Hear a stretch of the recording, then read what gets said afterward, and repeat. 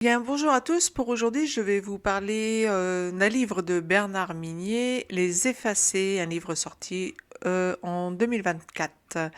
Alors, c'est le deuxième volet des aventures de Lucia Guerrero, après le livre Lucia, qui nous introduisait l'héroïne, son passé, ses blessures et bien sûr une enquête. Revoici donc l'inspectrice de la section de l'UCCO, l'unité centrale opérationnelle de la police espagnole, dans un nouveau thriller. Alors autant le premier ne m'avait pas laissé un souvenir impérissable et je ne l'avais même pas du tout aimé, autant celui-ci m'a franchement conquise. Alors, et cela fait plaisir, je dois le dire, de retrouver Bernard Minier au meilleur de sa forme, à son plus haut niveau.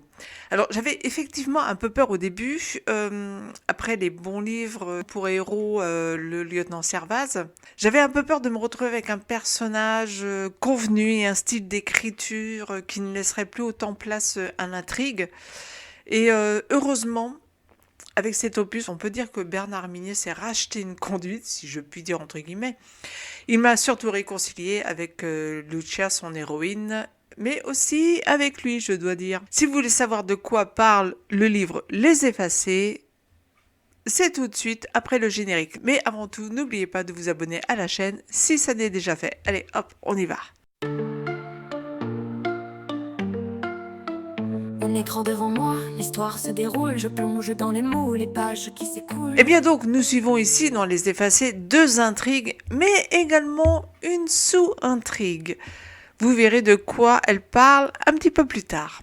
D'abord, bon, la première, les séquestrés de Galice. Alors, les séquestrés de la Galice, ce sont de jeunes femmes qui vont au travail de bon matin dans une ville balnéaire où il n'y a plus que des maisons secondaires, donc les maisons sont fermées, il n'y a plus grand monde, il n'y a que les locaux.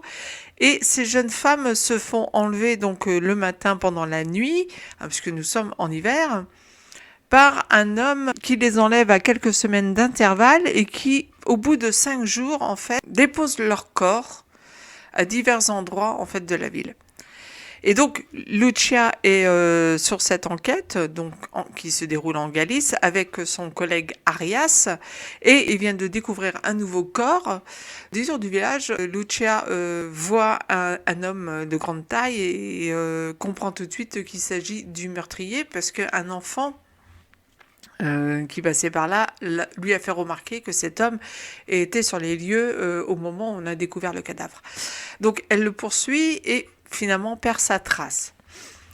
Au moment où elle va pour essayer d'arpenter toutes les rues de la ville à sa recherche, son supérieur hiérarchique l'appelle de Madrid et lui fait savoir qu'il a besoin d'elle sur le champ. En effet, à Madrid, la richissime Marta Milán, une jet-setteuse espagnole apparentée à la famille royale espagnole, vient d'être découverte également morte. Et il faut donc pour cette enquête quelqu'un de chevronné et donc son supérieur hiérarchique missionne Lucia Guerrero sur cette nouvelle enquête. Alors donc elle va laisser l'ancienne, celle de Galice, à son collègue Arias et va chapeauter elle la nouvelle enquête où elle va se retrouver donc au cœur de la jet set, mais aussi de l'art, et on découvrira un petit peu plus tard justement que ça va la mener vers un art pictural, mais aussi de mise en scène assez particulier que l'on peut retrouver d'ailleurs dans l'art viennois. Un art, si l'on peut dire, avec quelques dérives.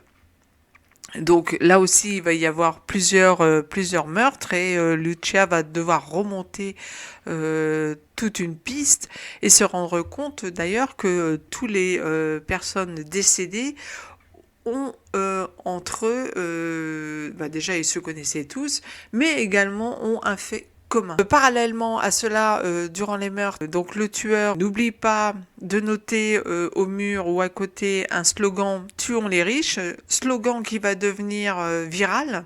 Le tueur va se mettre également sur les réseaux sociaux et va mettre en scène un meurtre. Et toujours avec ce slogan « Tuons les riches ». Et comme c'est une révolution un petit peu sociale également dans la société, les gens vont s'emparer de ce slogan et on va également donc avoir en arrière-plan cette révolution qui ne sera pas sans rappeler d'ailleurs les gilets jaunes chez nous. Donc, j'ai parlé d'une sous-intrigue. Effectivement, Lucia devra faire face également à du harcèlement. Alors, venant de quelqu'un qu'elle connaît, mais on ne saura pas qui, puisque ça sera, je pense, ça fera partie du troisième tome de la série Lucia. Donc c'est un livre qui est assez dense au niveau des enquêtes, intéressantes, puisque du coup on suit deux enquêtes totalement différentes, puisqu'elles n'ont pas de rapport entre elles, si ce n'est qu'elles sont chapeautées toutes les deux par Lucia, une plus particulièrement et l'autre plus par son collègue Arias, mais toujours avec Lucia au-dessus. Il y a donc également ce côté harcèlement qui vient par-dessus, et puis on a aussi toute l'histoire familiale de Lucia, mais là qu'on retrouve beaucoup moins présente que dans le premier tome, et moi c'est ce qui m'avait un petit peu dérangé, parce que Migné avait passé énormément de temps à nous raconter toute l'histoire de Lucia et avait mis beaucoup de choses qui avaient alourdi le récit. Ici c'est pas le cas, ici on est vraiment dans l'action pure, il se passe tout le temps quelque chose dès que vous tournez une page, c'est vraiment un page turner ce livre. Dès que vous tournez une page, il se passe quelque chose, il n'y a pas de fioritures, Bernard Minier ne s'embarrasse pas en fait de détails, et ça c'est vraiment très bien, parce que le livre se lit rapidement, quoi. J'ai mis 4 jours à le lire, je crois. Ça se lit très très vite.